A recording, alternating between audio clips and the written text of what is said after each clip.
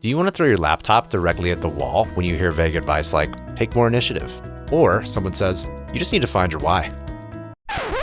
Me too. I hate wasted time, so I'm not going to waste yours. This is New Game Careers, the no bullshit truth about how decision makers actually decide who to hire and promote. And everything we cover is based on my experience going from entry level to senior leadership. Today, we're going to talk about how to choose the problems at work that actually get you promoted.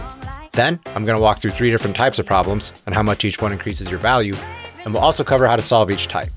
Because if you keep solving the same problems, I can pretty much guarantee you're going to stay stuck. If you want to level up, you have to stop playing the game you're handed and start playing the game you choose. You can work your ass off for years and still get passed over. And look, maybe you are helpful, maybe you are dependable, maybe you always say yes.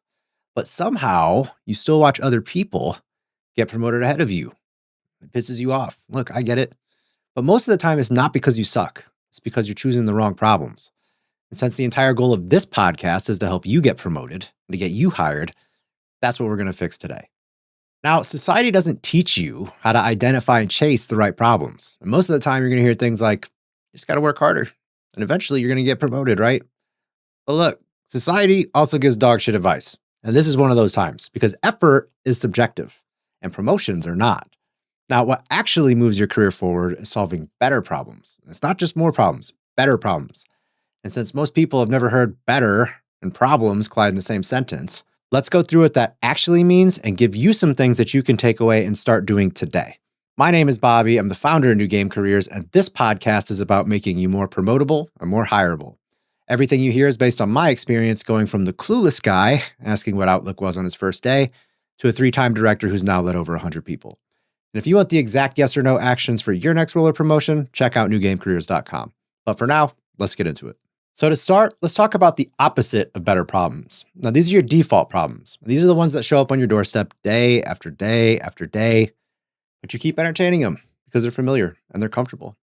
But make no mistake, default problems take from you while they're pretending to help you. They make you feel busy. They make you feel like you have worth. But look, they secretly keep you stuck because they don't show growth. They show the same thing over and over and over again. And you know who does the same thing over and over again? Basically everyone. And you know who doesn't get promoted? The people that do the same thing over and over again. If you can't differentiate yourself, it's just not going to happen for you. Now, better problems are harder. They are riskier. And yes, they're for sure more challenging. But they do 3 super important things at once, which is 1, proving your value right now. Then they give you something material that lives on your resume forever. And they also permanently make you better because they force you to level up. Now, when most people hear the word problem, they think annoying or frustrating or it's something that they should avoid. But the truth is this, you're always going to have problems no matter what, like 100%. The question is whether or not you're solving the kind that actually make you valuable. And a lot of people think doing their job decently is enough to move up, but look, it's just not. So let me give you a stupid, simple example to illustrate what I mean by this. Let's just say you own a pizza shop and you're hiring. One person walks in and they say, hey, I can make 3 pizzas in an hour. Another person walks in and says, I can make 5. Both helpful, both solving a problem. But then a third person walks in and says, I built a system that lets you make 100 pizzas in an hour. And now the first 2 people might be like, yeah, but I work really hard and I show up every day and I have a great attitude. That all might be true. But as the owner, that's not the question you're asking. You're asking, who gives me the best chance of success for my business right now, independent of what these people think of themselves? And the person who makes 100 pizzas in an hour is solving better problems than the people making 3 and 5. But this is the trap people fall in. People are like, I work so hard. I get nothing in return. We've all heard it. And they might be right in their own mind, but here's the harsh reality. The world really doesn't give a shit how hard you think you work. Like, don't shoot me. I'm just a weatherman. But it is true. 100%. They do not care. So the real question is this. Are you doing a little bit more of the same thing every single day? Or are you solving better problems altogether? And this is not about doing more for the company out of the goodness of your heart. This is for you. Every time you solve a higher level problem, you increase your value permanently. And the same things that make you more promotable internally also make you more promotable externally. So let's talk about the different types of problems at work and the types of problems that you should be solving if you want to continue to move up.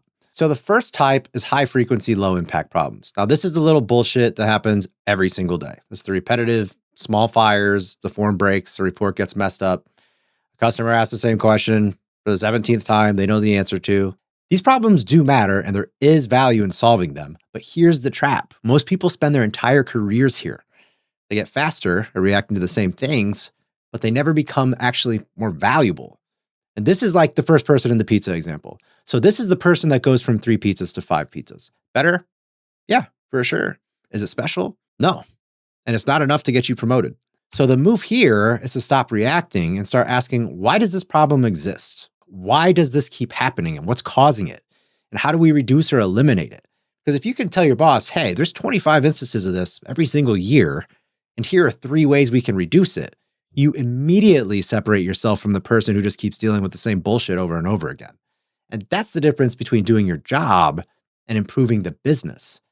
So a good starting point is make a list of the recurring little pain in the ass problems around you and just pick one and build a plan. How do you reduce it? How do you prevent it? And even if the fix is small, it proves more value than handling the same things over and over. And one thing I would suggest is when you have downtime, you should always focus on solving these types of problems. Because the people that get stuck reacting stay reacting. But the people that are proactive about solving things that make the entire company better, those are the people that are going to move up. The second type of problems are systemic problems. Now, these don't happen as often, but when they do, the impact is bigger because they affect a lot more people because these are process level problems. And this is where the upside is way bigger because you're not just solving one issue. You're fixing something at scale. So let's say you eliminate 100 recurring errors, or maybe you redesign a workflow that saves 100 hours, or maybe you fix a broken handoff that's been screwing over 3 different departments for a year. This is the second jump in the pizza example. So this is not going from 3 pizzas to 5. This is going from 5 pizzas to 100. And this is where you stop working harder inside of the current system and start improving the system itself. And this is also where your value gets way easier to prove. And if you can say this issue just cost us 80 grand last year and now it's fixed, or this process used to take 12 hours a week and now it takes 3, now you're solving better problems and your impact becomes a lot more easy to prove.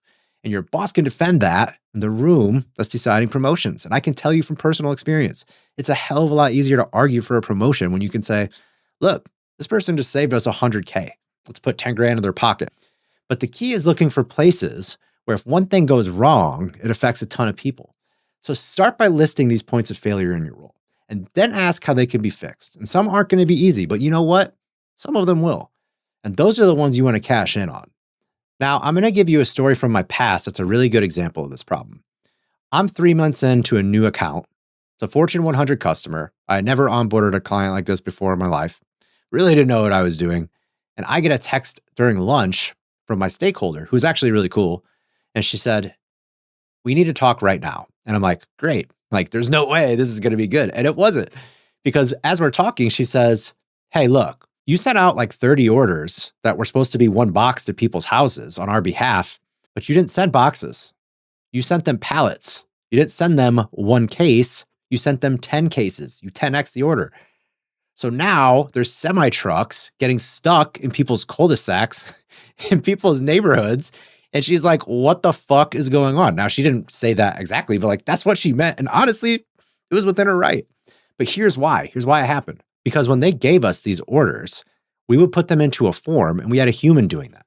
And every single time a person touches the quantity, there's potential for error, right? So instead of putting 1, this person put 10. So you start to get the point of 1 form for 30 orders and you're 10xing an order. Like, yeah, that's catastrophic. So what we did was we said, how do we get this away from a person touching it on our side at all? So long story short, I won't go into the nuances of it. We completely redesigned the process so that when they gave us the form, we fed it into the system and that was it. So you can see why that problem is a significantly better problem to solve than the little bullshit that pops up every day. Now, the third type of problem are your business critical problems. And these are the ones that keep your leadership team up at night. So it might be like losing a client, or it might be a major system failure. Or maybe it's a regulatory issue or a reputation hit somehow or something that's going to be a critical threat to your revenue. These are the problems that are like the Titanic of your business. And here's why these are so powerful. So when you solve these, you don't have to convince anybody of your contribution because look, their eyes are already on it. Like they get it. They know these are the things that they're already dialed into. And so in your pizza shop terms, this isn't going from 5 pizzas to 100. This is protecting the whole business, right? Like you're the person helping stop the giant chain across the street from putting the store out on the street, right? Now, are you expected to solve these problems on your own? No. Most of the time, you honestly can't because they take a lot of people to solve. But that's not the point. The point is, if you can identify these and seek them and help move them forward, you're going to be associated with senior leadership because these are their problems. And look, they are scary. Yes, they are harder. Yes, most people avoid them like the plague, but that's actually good news for you because if you can throw your hat in the ring, you're immediately viewed on a different level. Did my boss look at me like I was a little bit of a psycho when I consistently walked into his office and said, I want the biggest shit show that you have? Like, yeah, of course he did. That's a crazy thing to say. But did it propel my career forward unlike anything else? Yeah, fuck yeah, it did. It made a huge difference because at that point, I'm no longer someone who's taking. I'm somebody who's giving back to the business. At that point, I'm no longer a liability. I'm a partner, right? And so when you see these massive problems, don't view them as just problems. View them as potentially putting dollars directly in your pocket. Because I can tell you right now, it is one of the single biggest ways to put dollars directly in your pocket because it makes you indispensable. Because most people won't even tread near or around these problems. So then the question becomes, how do you find problems like this? Well, it starts with asking better questions. So like if your boss could eliminate one thing overnight, what would it be? Or if your division leader had a magic lamp and they could wish one thing away, what would it be? What's your customer always pissed off about? That's making them threaten to leave. Like what makes the room go silent when it gets brought up? Or what's the big ass account that's been a dumpster fire for the last 3 months? And again, you don't need the full solution on day one. But most people stay away from them because they're like, I'm not qualified to do this. Like that's above my pay grade. But I think that's a terrible attitude to have. And I think it's a mistake because you don't get ahead by having every answer. Nobody has all the answers. You get ahead by consistently moving the problem forward. And that starts with asking how you solve it. Most people don't even get that far. So start here. What are the problems in your orbit that fit this description? You kind of have to brainwash yourself a little bit to solve these problems because most people view them as impossible. So it starts with saying, okay, what if we could solve this? What would that look like? And start writing. But here's another thing. You have to assign meaning to it. And here's something I say to people, and people look at me like I'm crazy as hell for it, but I'm like, here's what I want you to imagine. If we couldn't solve this problem, your fucking dog is going to run away. Would you be like, all right, sayonara, Spike, peace out. It's been a good life. I hope you make a lot of pals out there, right? Or would you be like, no, I'm not letting my dog run away. And you start actually putting effort into solving the problem. You have to invest yourself in it as though it's your problem. It's not just a company problem. And if you can do that, you can trick yourself into thinking that way, the problem doesn't seem that crazy. What seems more crazy is the consequence. But you have to envision and take ownership of it like it's your problem. So what do you do then? Now, once you have a concept of the plan, take it to your boss or the right group of people. In best case, you start solving the problem. Massive win. Worst case, you're viewed as somebody with big picture thinking. I can tell you right now, your boss is not looking for more small-time thinkers who react to the same bullshit every single day. That's 80% of the world. They're looking for people who make their lives and everybody else's lives easier because they solve better problems. And here's the thing. If you can solve your boss's biggest problem, when it comes time to get promoted, they have 2, maybe 3 candidates, tops, that they're going to pick from. They're going to remember your name first because almost nobody does this. But if you can make that a priority, it's a really quick way to say, I'm going to be that person that pops in my boss's head immediately when they say, who's the most valuable person that I have? Who's the person that I have on my team that does shit that nobody else can do? And if you do it, the answer is you.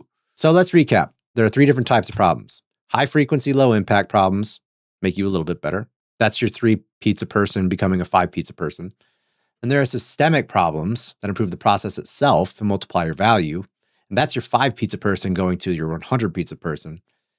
Then there's business critical problems.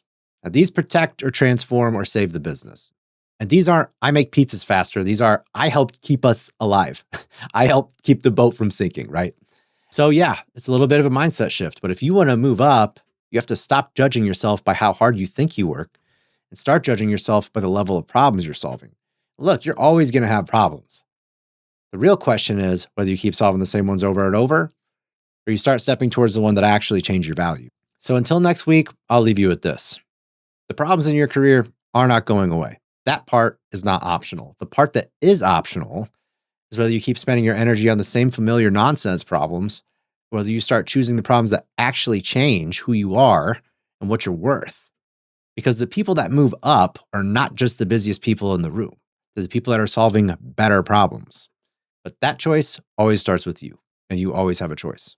Thanks for listening. Talk to you next week.